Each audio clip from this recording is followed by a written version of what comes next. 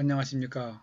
오늘은 제주도 땅값 7개월째 하락, 외국인 투자 줄고 개발 지지부진이라는 제목으로 개발지역 투자 시 변수 점검에 대하여 제 나름대로 생각을 말씀드리겠습니다. 본 방송은 제가 20년 넘게 부동산 경매 법률 분야에서 현장 실무를 통하여 경험한 바를 바탕으로 법원 실전 경매를 우리들 스스로 혼자서 하실 수 있도록 그 길잡이 역할을 하고 그간의 경험을 정리조할 겸 그와 관련된 정보를 제공할 목적으로 제작하는 것입니다. 그리고 중간중간에 일기 또는 산문 형식으로 사진과 함께 때론 동영상으로 우리들이 살아가는 얘기, 여행, 산책, 기타 힐링 관련 내용 등 일상생활에서 느낀 바를 나름대로 정리하여 올리겠으니 혹시 견해가 다르더라도 편하게 즐겨주시기 바랍니다. 그럼 이어서 이번 회차 내용으로 오늘 12월 30일 서울경제신문에 보도된 땅값도 7개월째 뚝뚝 한숨 커지는 제주라는 기사를 보고 이와 관련된 제 생각을 정리하여 말씀드리겠습니다. 먼저 주요 보도 내용을 요약해 드리겠습니다. 오늘 한국감정원의 전국 집가 변동률 조사에 따르면 지난 11월 제주도 땅값이 하락하며 전국에서 가장 높은 낙폭을 보였다고 합니다. 이는 전달보다도 하락폭이 커진 수치로 제주도 땅값은 지난 5월 하락을 시작한 이후 7개월째 내림세가 이어지고 있으며 전국 땅값이 109개월째 상승세를 이어간 것과는 대조적입니다. 제주도는 2015년, 2016년만 해도 연간 집가 상승률이 전국 17개 시도 중 1위를 기록한 바 있는데 올 2, 4분기 이후부터는 전혀 다른 양상이 나타나고 있습니다. 그리고 제주도 아파트 등 주택시장은 이미 하락 국면이 장기화되고 있는데 한국감정원에 따르면 제주도 아파트값은 2016년 7.23% 상승했으나 2018년 초부터 본격화된 하락 국면이 계속 이어지면서 한 달 살기 열풍에 힘입어 가파르게 오르던 단독주택 가격도 하락하고 있다고 합니다. 결국 제주도는 2016년 이후 땅값, 아파트, 단독주택 가격 모두 하락한 것입니다. 이렇게 제주도의 부동산 시장이 침체된 이유는 첫째, 외국인 투자이민 감소로 투자가 크게 줄어든 것인데 투자 이민이 활발했던 2013년과 비교하면 10분의 1 수준도 되지 않는다고 합니다. 그리고 두 번째, 각종 개발도 지지부진한 상태인데 대표적인 것이 제2 신공항 문제로 제2공항 건립 문제를 놓고 주민, 시민단체, 지방자치단체가 첨예하게 대립하고 있다고 합니다. 세 번째로 제주도 인구도 계속 줄고 있는 것이 문제인데 외국인 등 투자자가 줄어들고 난개발에 실증이 난 거주민들이 이주하면서 인구가 크게 감소했다고 합니다. 이러한 이슈로 수년간 전국 각지는 물론 한때 중국인 등 외국인까지 가세하며 뜨거웠던 시장이었지만 이제는 버려지는 주택도 늘고 있는 등 제주도 부동산 시장이 차갑게 식고 있다며 전문가들은 제주도 부동산 시장이 조정 국면에 들어섰다고 분석하고 있고 제2 제주공항 건립 시 토지보상금 등 명목으로 약 1조 원 정도가 풀릴 것으로 예상하는 가운데 지역 내 개발사업 진행 여부가 향후 부동산 시장에 영향을 미칠 것이라고 전망했지만 특별한 계기가 없는 이상 이러한 제주도 부동산 하락세의 변화 가능성은 미지수라고 전망하고 있습니다. 이번 기사를 보면서 대략 3년 전인 2016년경 신문 방송에서 제주도 투자 열풍에 대한 뉴스가 자주 나오는 것을 보고 머지않아 뭔가 문제가 생길 것 같다는 생각을 하고 있던 중 아는 지인이 제주도 투자 얘기를 했을 때 저는 관심이 별로다 라고 말했던 일이 있었습니다. 물론 그 당시 타이밍이 잘 맞아 돈을 번 사람도 많이 있겠지만 그렇지 않은 사람의 경우 오늘 보도가 많은 생각을 하게 하는 뉴스라고 보여집니다.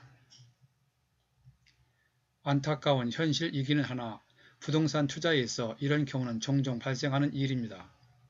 예전에는 어느 지역이 개발된다거나 가격이 오른다는 소문이 나면 일시에 투자자가 몰리는 현상이 많았고 또 그렇게 개발 지역에 투자를 해야 돈을 버는 것으로 생각하는 것이 당연한 때가 있었으며 지금도 그런 식으로 개발지를 옮겨 다니면서 투자를 하려는 분들이 많이 있습니다.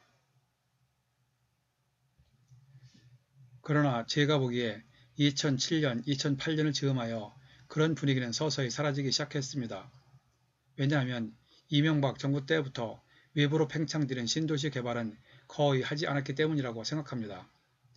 노무현 정부까지는 신도시 개발을 많이 하면서 과잉 공급으로 많은 미분양이 발생하여 이명박 박근혜 정부로 이어지면서 신도시 개발보다는 기존 도심 내 개발에 더 역점을 둔 것이지요.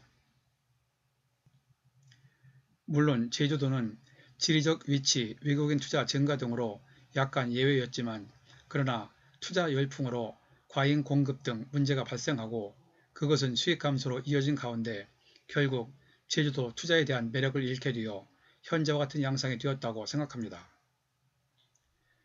여기에서 우리들이 염두에 둘 것은 전국 어디를 막론하고 개발지역, 가격 급등 지역은 급격한 가격 변동, 수요 변동으로 인하여 투자 타이밍, 즉 매수, 매도 타이밍을 잘 맞추면 단기간에 거액을 벌 수도 있지만 만약 투자 타이밍을 제대로 맞추지 못하면 수익을 내기가 어렵거나 자칫 잘못하면 팔지를 못해 자금이 묶일 가능성이 아주 크다는 것입니다.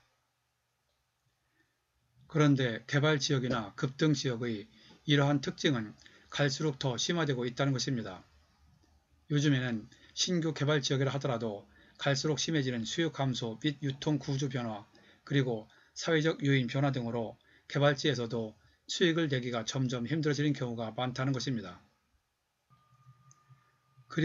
그래서 이제는 개발지에서도 묻지마 형식 투자는 금물이고 투자 경험이 많은 사람도 예전보다 좀 더 세심한 시장 분석을 해야 하고 경험이 없는 사람은 투자 전에 알고 있는 내용들을 확실하게 검증한 후 투자를 하거나 아니면 어느 정도 상권이 안정된 후 원하는 물건을 수익은 좀 적더라도 금매 등으로 저렴하게 사는 것이 나을 것이라고 생각합니다.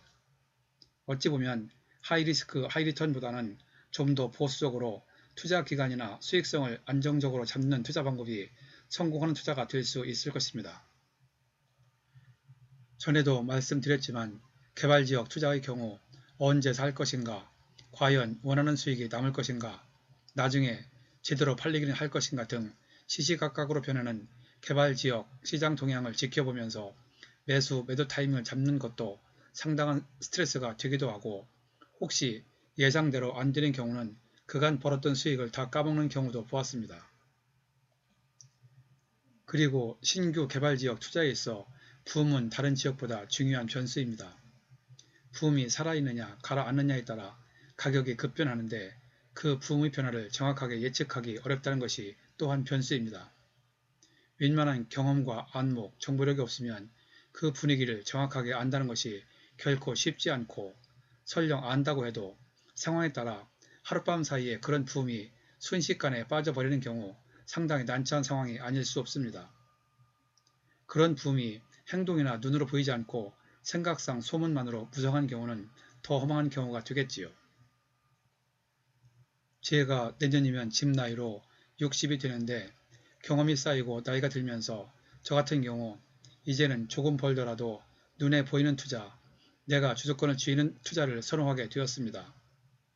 물론 이러한 제 생각은 사람마다 성향이 다르니 제 생각이 다 맞는 것은 아니겠지만 갈수록 눈에 보이는 투자가 편하게 느껴집니다.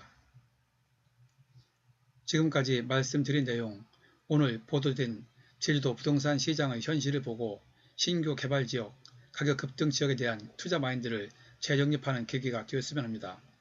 참고로 이번 회차 관련 유튜브를 안내해드리니 시간 날 때 들어보시기 바랍니다.